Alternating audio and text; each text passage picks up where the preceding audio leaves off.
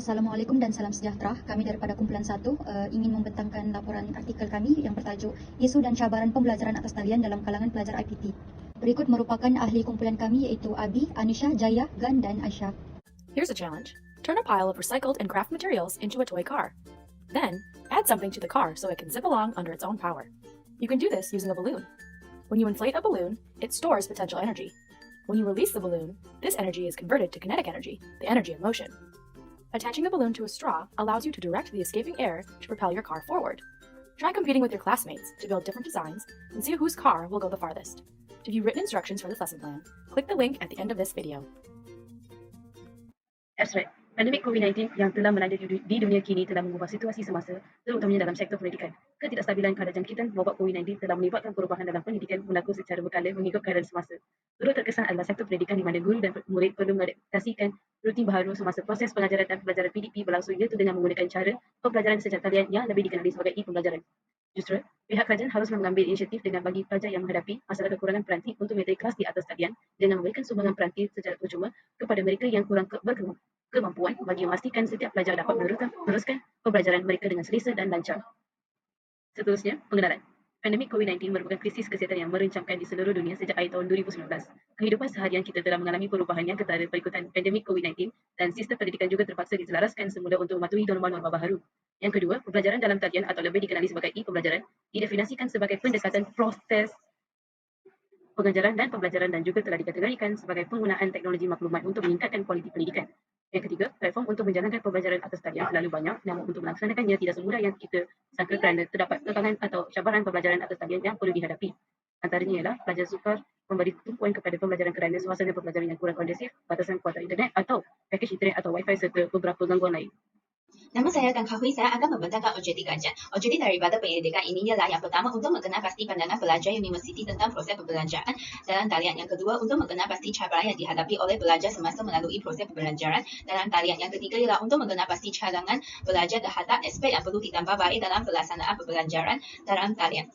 3.0 Sorotan Literature. Pembelajaran dalam talian merupakan satu kaedah pendekatan pendidikan yang menggunakan kemudahan teknologi digital dalam proses pengajaran dan pembelajaran. Setiap orang bukan sahaja disarankan dengan menerapkan ilmu pengetahuan tetapi juga membina persekitaran yang kondisi menuju pembelajaran abad ke-21. Terdapat beberapa cabaran dalam pembelajaran dalam talian di kalangan IPT. Yang pertama ialah tiada capaian internet, yang kedua ialah kekurangan kelengkapan bahan pembelajaran, dan ketiga ialah suasana pembelajaran yang tidak kondusif. Capaian internet adalah satu cabaran yang dihadapi oleh pelajar melalui proses pembelajaran dalam talian. Tiada capaian internet di rumah dan berlaku gangguan kepada akses internet akan menyebabkan seseorang pelajar mengalami kesukaran untuk mendapat hidupan rangkaian internet yang stabil dan lancar untuk menghadiri sesi pembelajaran dalam talian. Kebanyakan pelajar yang mempunyai capaian internet yang baik adalah pelajar yang tinggal di kawasan bandar. Manakala terdapat sesetengah pelajar yang tinggal di kawasan pedalaman atau luar bandar menghadapi masalah capaian internet yang tidak stabil dan lemah akan menyebabkan mereka tidak dapat menghadiri sesi pembelajaran dalam talian. Jumlah penyaluran hidupan rangkaian internet antara kawasan bandar dengan kawasan luar bandar adalah sangat besar, iaitu 70% berada di bandar dan 30% berada di luar bandar. Hal ini kerana akses internet terutamanya di dalam kawasan pedalaman atau luar bandar adalah sangat terhad merupakan cabaran pelajar melalui pembelajaran dalam talian. Oleh itu, mereka perlu memilih rangkaian internet yang baik supaya mereka memperolehi capaian internet yang stabil dan lancar semasa proses pembelajaran secara talian di kawasan kediaman rumah masing-masing, dan akhirnya pelajar perlu mengeluarkan wang sendiri untuk membeli internet supaya mereka dapat menjalankan pembelajaran dalam talian. Cabaran yang seterusnya dihadapi oleh pelajar melalui proses pembelajaran dalam talian ialah kekurangan kelengkapan bahan pembelajaran seperti kemudahan peranti digital pintar, meja belajar dan lain-lain di rumah. Kemampuan ibu bapa menyediakan kemudahan peranti digital pintar atau gadget seperti kemudahan komputer, tab, telefon bimbit dan sebagainya merupakan salah satu masalah utama yang dihadapi dalam proses pembelajaran secara talian.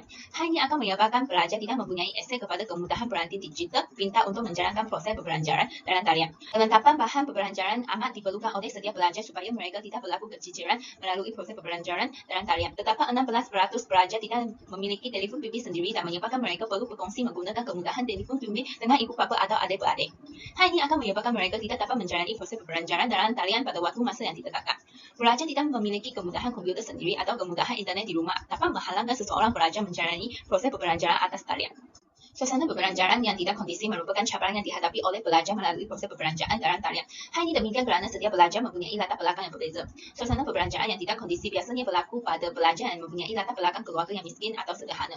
Ibu bapa dalam keluarga yang miskin dan sederhana tidak mampu menyediakan kemudahan bahan pembelajaran seperti meja, kerusi, kipas dan bilik diri sendiri. serta suasana yang selesa kepada mereka untuk tujuan belajar. Oleh itu, sesi pembelajaran yang dijalankan secara talian akan mengambil masa yang agak lama. Contohnya, seseorang pelajar perlu menghadiri 3 kelas secara talian dalam masa sehari, maka dia akan berasa tidak selesa dan tidak kondusif dengan suasana pembelajaran di dalam rumah. Pelajar perlu sentiasa duduk di hadapan komputer dengan mengambilkan masa yang lebih lama tanpa bergerak dalam keadaan suasana yang tidak kondusif. Hal ini akan menyebabkan badan mereka berasa sakit dan tidak selesa. Pelajar yang tidak memiliki ruang atau bilik bersendirian untuk belajar dan mempunyai adik-beradik lain akan berlaku gangguan daripada mereka semasa pembelajaran talian yang dijalankan. Oleh itu, mereka tidak dapat menumpukan perhatian sepenuhnya terhadap pembelajaran dan akhirnya pelajar tersebut akan mendapatkan markah yang lebih rendah dalam akademik. Seterusnya, metodologi kajian. Bahagian yang pertama adalah reka bentuk kajian. Penyelidikan ini secara amnya menggunakan kaedah kuantitatif, iaitu melalui kaedah tinjauan dan pengedaran borang soal selidik yang dijalankan ke atas responden kajian bagi mendapatkan data dan pandangan pelajar IPT mengenai isu dan cabaran pembelajaran atas talian dalam kalangan pelajar IPT. Malah, instrumen soal selidik dianggap sesuai dalam bidang pendidikan bagi tujuan pengumpulan data. Tinjauan yang dilakukan ini melibatkan pelajar yang tengah melanjutkan pelajaran di IPT. Menurut Jones W. Treswell 2008, kajian kuantitatif adalah sejenis penyelidikan pendidikan di mana pengkaji memutuskan apa yang hendak dikaji, bertanya soalan yang khusus, mengecilkan skop soalan, mengumpul data yang boleh dikuantitatifkan daripada responden, menganalisis nomor-nomor tersebut menggunakan statistik dan menjalankan inquiry dalam bentuk objektif dan tidak dibias. Bahagian kedua pula adalah populasi dan sampel kajian. Tinjauan ini dilakukan ke atas pelajar berumur 18 hingga 30 tahun dan ke atas. Kaedah persampilan secara rawat telah digunakan. Seramai 50 pelajar IPT yang menjadi sampel kajian terhadap kajian selidik ini. Berdasarkan persampaian berikut, penyelidik menyedarkan soal selidik secara dalam talian yang boleh diisi oleh responden dengan membuka pautan Google Form yang disediakan. Penyelidik dapat mengumpulkan seramai 50 orang responden dalam masa 4 hari, iaitu bermula daripada 14 Jun sehingga 18 Jun. Penggunaan Google Form dalam soal selidik dapat mempercepatkan proses pengumpulan data. Seterusnya, instrumen kajian. Kajian soal selidik ini mengandungi 4 bahagian. Bahagian pertama mengandungi 4 soalan berkenaan latar belakang responden, dan pada bahagian kedua mengandungi 4 soalan mengenai pandangan pelajar mengenai proses pembelajaran secara atas talian semasa pandemik. Seterusnya, pada bahagian ketiga mengandungi 4 soalan mengenai masalah yang dihadapi oleh pelajar semasa melalui proses pembelajaran dalam talian semasa pandemik. Manakala pada bahagian akhir mengandungi 4 soalan berhubung cadangan penambahbaikan yang dapat dilakukan dalam pelaksanaan pembelajaran atas talian. Bahagian pertama, penyelidik menggunakan aneka pilihan untuk memudahkan responden memilih jawapan tentang soalan pada bahagian pertama, iaitu tentang latar belakang responden. Pada bahagian kedua sehingga bahagian keempat, penyelidik menggunakan multiply choice grid dan menggunakan 5 skala, iaitu skala pertama adalah sangat tidak setuju, skala kedua iaitu tidak setuju, skala ketiga adalah tidak pasti, skala 4 setuju, dan skala kelima adalah sangat setuju. Dapatan kajian ini menunjukkan tahap motivasi pelajar berada pada tahap yang tinggi walaupun terpaksa menghadapi pembelajaran dengan norma baru di samping Perintah Kawalan Pergerakan yang dikeluarkan oleh kerajaan. Kajian kami telah berasaskan pengedaran Google Form yang telah diisi oleh pelajar Universiti Kebangsaan Malaysia. Jadual berikut menunjukkan peratus pelajar yang bersetuju dan tidak bersetuju dengan soalan kami. Setelah berlakunya pandemik, berbeza-beza ideologi dari kalangan remaja dan dewasa dari seluruh dunia ditemukan. Selain itu, pelbagai kegusaran juga timbul apabila ingin melaksanakan kaedah pembelajaran secara talian. Salah satu kerisauan tersebut adalah bagaimana menanamkan akhlak pelajar ini sekiranya pembelajaran dilaksanakan sepenuhnya secara online. Adakah mereka memberikan tumpuan kepada pengajaran yang disampaikan oleh pensyarah atau mereka hanya bermain-main di sebalik kelas online ini? Memandangkan dalam kelas Google Meet hanya tertulis nama pelajar tanpa ada wajah mereka. Berdasarkan hasil analisis data yang telah dilakukan oleh pengaji, berikut ialah dapatan kajian berkaitan dengan kesan pembelajaran online di musim pandemik COVID-19. Seramai 12% pelajar yang telah menyatakan bahawa mereka sangat bersetuju dengan pernyataan bahawa pembelajaran dalam talian memberikan kesan yang baik kepada pelajar dan seramai 38% telah mengatakan mereka bersetuju bahawa pembelajaran secara online memberikan kesan yang baik dan 8% pelajar sangat tidak bersetuju dengan pernyataan tersebut. Ini 8% pelajar mengatakan demikian ialah kerana dalam talian mereka tidak boleh bertanyakan soalan atau mempunyai masalah teknologi ataupun internet. Pembelajaran secara atas talian telah memberikan implikasi besar terhadap pengalaman individu yang melaluinya, sama ada mereka berasa di kawasan bandar maupun di kawasan pendalaman. Pengalaman ini bukan sekadar dilalui oleh pelajar, bahkan juga oleh pengajar serta institusi. Penumpuan secara mendalam harus dilihat kerana secara realitinya akses internet di kawasan pendalaman adalah terhad serta bukan semua pelajar mempunyai capaian internet yang baik bagi akses bahan pengajian. Realiti ketika ini adalah terdapat pelajar yang perlu membantu keluarga dalam urusan harian mereka, lingkungan kediaman yang tidak kondusif, kekurangan teknologi komunikasi seperti pemilikan telefon pintar dan aksesori peranti yang kurang berteknologi serta tidak menyokong pembelajaran. Kebimbangan ibu bapa juga Baper jelaskan berdasarkan keluhan berkaitan kekurangan serta limitasi dalam mengikuti PDP ekoran campaian internet yang lemah serta ketiadaan peranti elektronik yang sesuai bagi keluarga yang tidak mampu memilikinya. 6.0 Perbincangan kajian. Kita akan melihat tentang pandemik COVID-19, pembelajaran dalam talian, cabaran yang dihadapi dengan cadangan yang diberikan. Pandemik COVID-19 telah memberi kesan yang signifikan kepada pelajar kerana telah menyebabkan penutupan sekolah dan institusi pendidikan yang banyak. Ini telah mengakibatkan gangguan yang serius dalam proses pembelajaran dan haruskan pelajar beralih ke pembelajaran dalam talian atau pendekatan pembelajaran jarak jauh. Ia telah memaksa peralihan secara mendadak ke pembelajaran dalam talian dan kurangnya akses ke infrastruktur digital yang memadai telah menciptakan kesenjangan dalam akses dan kualitas pendidikan bagi beberapa pelajar. Pelajar juga telah menghadapi tekanan emosi yang tinggi selama pandemik ini. Mereka mungkin mengalami kecemasan, kesepian, depresi dan stres disebabkan oleh isolasi sosial. Ia juga telah menyebabkan perubahan drastik dalam rutinian harian dan kekhawatiran kesihatan diri sendiri dan orang-orang terdekat. Walau bagaimanapun, kita telah melihat dalam kajian tadi, pelajar juga berasa bahawa pembelajaran dalam talian memberi kesan yang baik kepada mereka atas beberapa sebab. Kerana ia telah mencepatkan penggunaan teknologi kerana mereka pelajar pada masa ini lebih kepada penggunaan teknologi. Mereka boleh mengakses dan menggunakan teknologi ini pada bila-bila masa yang sesuai bagi mereka. Ini telah menyebabkan mereka untuk belajar dalam suasana yang selesa dan fleksibel. Pelajar juga dapat mengakses bahan pembelajaran di mana sahaja, iaitu dalam peranti elektronik seperti komputer tablet atau telefon pintar. Mereka tidak perlu pergi ke library atau di mana-mana tempat untuk mengakses bahan pembelajaran mereka. Selain itu, pembelajaran dalam talian juga melibatkan gaya pembelajaran yang mandiri, iaitu ia mendorong pelajar untuk meneruskan masa dan mempelajari bahan secara mandiri. Mereka dapat memilih cara belajar yang sesuai untuk mereka, seperti membaca, menonton video atau mengambil ujian latihan.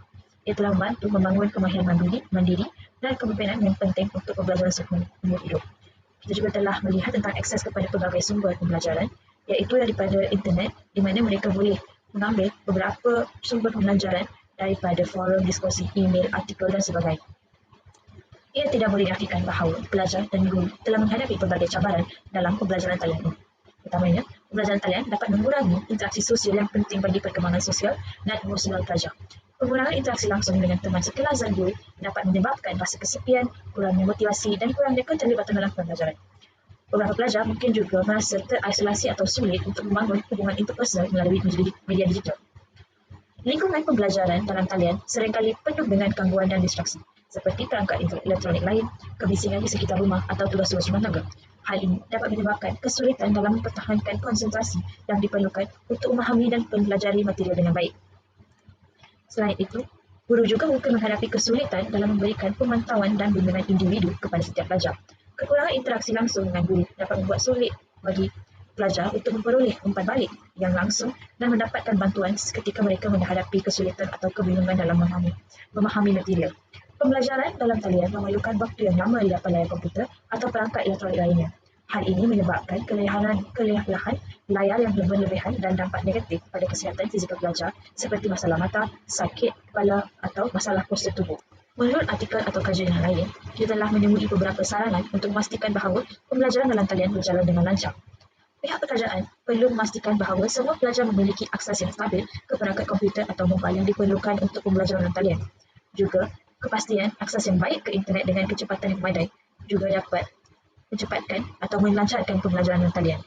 Sekolah atau institusi pendidikan harus berusaha untuk menyediakan bantuan dan memperhatikan masalah aksesibiliti bagi murid yang mungkin menghadapi kesulitan dalam hal ini.